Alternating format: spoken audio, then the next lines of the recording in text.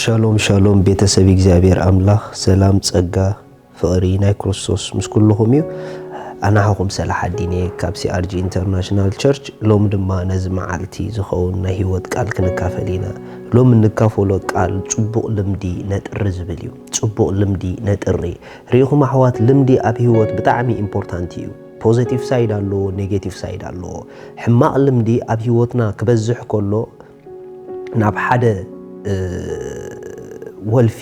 ወይ ናብ አዲክሽን ናብ ዝተፋላለየ ነገር ሒዙና ያቱ ሎሚ ኣብ ዝተፋላለየ ወልፊ ዝሳቀዩ ዘለው ሰባት እዚ ሎሚ ወልፊ ኮይኑ ኣሲርዎም ሒዝዎም ዘሎ ካብ ምሕር ንዑኡ ምድግጋምን ምልምማድን ዝመፀ ነገር እዩ ምኽንያቱ ንሓደ ነገር ደጋጊምካ ትገብሮ እንድሕር ኮንካ ልምድኻ ይዝኸውን እቲ ልምዲ ድማ ወልፊ ክኸውን ይኽእል እዩ ስለዚ ኣብ ሓደ ወልፊ ስኢልካ ይትበፅሕን ኢኻ ሓደ ነገር ነቲ ነገር ክትውለፎ እንድሕር ኮንካ ነቲ ነገር ቀዲምካ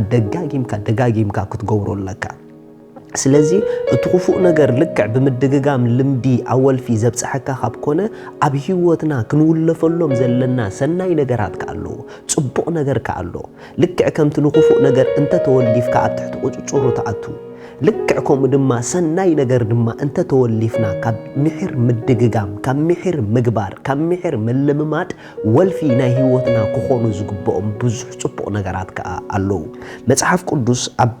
ቀዳማይ ጢሞቴዎስ ምዕራፍ 4 ከምዚ ይብል ካብ ጥቕሲ 6 እቶም ኣሕዋት እዚ ነገር እንተ ኣርኢኻዮም ቃል እምነትን እቲ ተኣሚንካ ዝሰዓብካዮ ጽቡቕ ምህሮን እተመገበ ሕያዋይ ኣገልጋሊ ኢየሱስ ክርስቶስ ክትከውን ኢኻ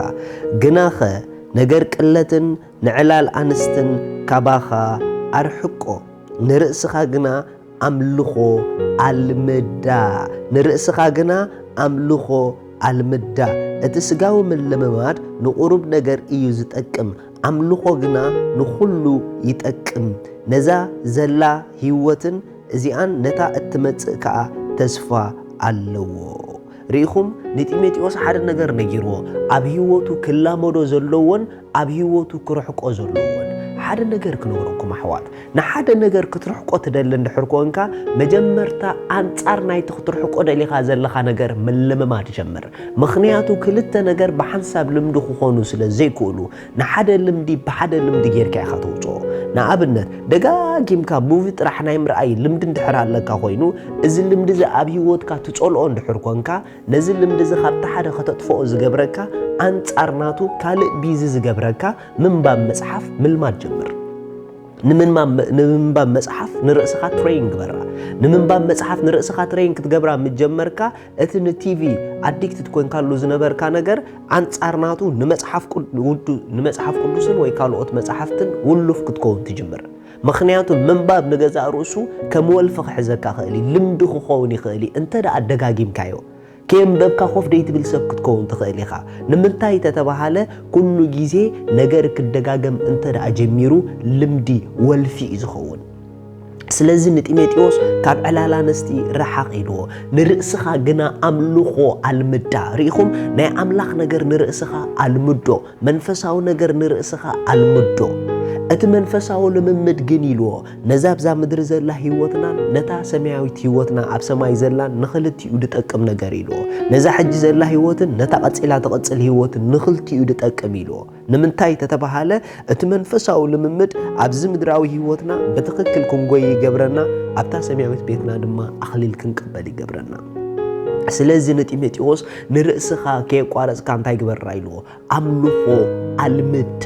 ሪኢኹም ኣሕዋት ኩሉ እቲ መንፈሳዊ ነገር ከምቲ ስጋዊ ነገር ብልምምድ እዩ ዝመጽእ ብሙሉ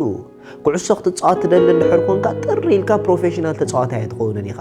ትሬኒንግ ክትገብር ኣለካ ክትላማመድ ኣለካ ኩሉ ነገር ብልምምድ ኢኻ ኣብቲ ናቱ ፕሮፌሽን ተኣቱ ኩሉ ነገር ብልምምድ ኢኻ ኣብ ብሉጽነት ተብጽሖ ልክዕ ከምኡ ድማ ናይ ጸሎት ሰብ ክትከውን ትደሊ እንድሕር ኮንካ ጥሪ ኢልካ ኣብ ሓደ ነገር ኣይትበጽሕን ኢኻ ምልምማድ ክህሉ ኣለዎ ሎሚ ብ10 ደቂቕ ተላመድ ጽባሕ ናብ 20 ደቂቕ ኪድ ቀጺልካ ናብ ሰዓት ኪድ ከምኡ እንዳበልካ ንጸሎት ልምምድ ክትገብር እንድሕር ጀሚርካ ደጋጊምካ ክትገብሮ እንተ ደኣ ጀሚርካ ጸሎት ወልፊ ክኾነካ ክጅምር እዩ እንተ ዘይጸሊኻ ዘይትውዕል ሰብ ክትከውን ኢኻ ሪኢኹም ንናይ መንፈስ ቅዱስ ህልውና ነቲ ህልውንኡ ውሉፋት ንኹን بخمي عينت من قدي نهلونا منفس قدس ولفات نخون دقاقيمنا أبهلون نوخنا عطقلنا ريخم دقاقيمهم زسلي سبات دقاقيمهم بناي منفس قدس هلونا زتنكوفو سبات نتهلونا ولفات يمزخونو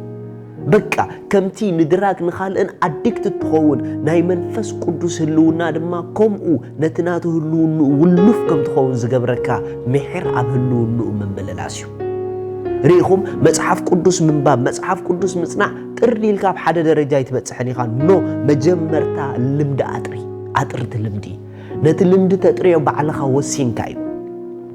يسوس نزل عالم قويتايو سلازا أبيوتكا يتقمنو تبلوم نغرات ناتكا خونو تدليوم تخونكا ناتكي خونو تدليوم تداخونكي ناتكا خمزو خونو تغبريوم دقاقيمكي بملمماتيو دقاقيمكي بملممات دقاقيمكي بمقبار سلازي حدا نغر اتعوتولو اب دقاقيمكا مقباري زولو سلازي ناي منفس قدس هلونا ولفات نخون نتصلوت ولفات نخون نناي እግዚአብሔር ቃል ولفات نخون نبيت ክርስቲያን مخاد ولفات نخون እዚ خابئ يزمጽእ ካብ ደጋጊንካ ምግባር ريخم انت دقا ناي تصلوت زلاتنا هيوت زلاتنا حصار غيزي نعا شلل كنبلا اند حجه يميرنا بخالق لمد توسيدنا توتال تصلوت كنغدفو نخالينا انت دقا نتا زلاتنا هنعقب جميرنا ግን እቲ ልምድ እንዳዓበ خيدي خيلي زلو يوسخلي ዘይብሉ ግን ተዘሎ ካይሕደው እዩ ስለዚ ዘለኪ ዓቅብዮ ንዕኡ ምልምማት ኣብዝሒ ናብ ሓደ ደረጃ ድማ ክትሳገሪ ይኺ ኩሉ ብምልምማዲው ኣብ ትክክለኛ ብሉጽነቱ ዝእቶ ስለዚ ነተሰናይ ነገር ንላማመድ ነተሰናይ ነገር ኣብዝሕና ንላማመድ ሰናይ ነገር ንምግባር ኣይትሰልኪ ዝብል መጽሐፍ ቅዱስ ሰናይ ነገር ንምልምማድ ኣይንሰልኪ እግዚአብሔር አምላክ ድማ ዝረአ ለውጢ ኣብ ህይወትና ከምጽዩ እግዚአብሔር አምላክ ስሙ ይባረክ ስለዚህ ከምዚልና ናአውጪ እግዚአብሔር አምላኸይ ናይ መጽሐፍ ቅዱስ ምንባብ ልምዲ ኣብ ህይወተይ ስለዝበዝሐለይ የመስክነካ ኣለኹ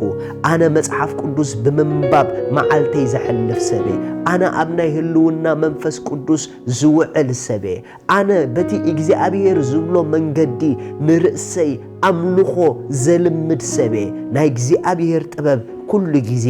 መሳዩ አሜን ሻሎም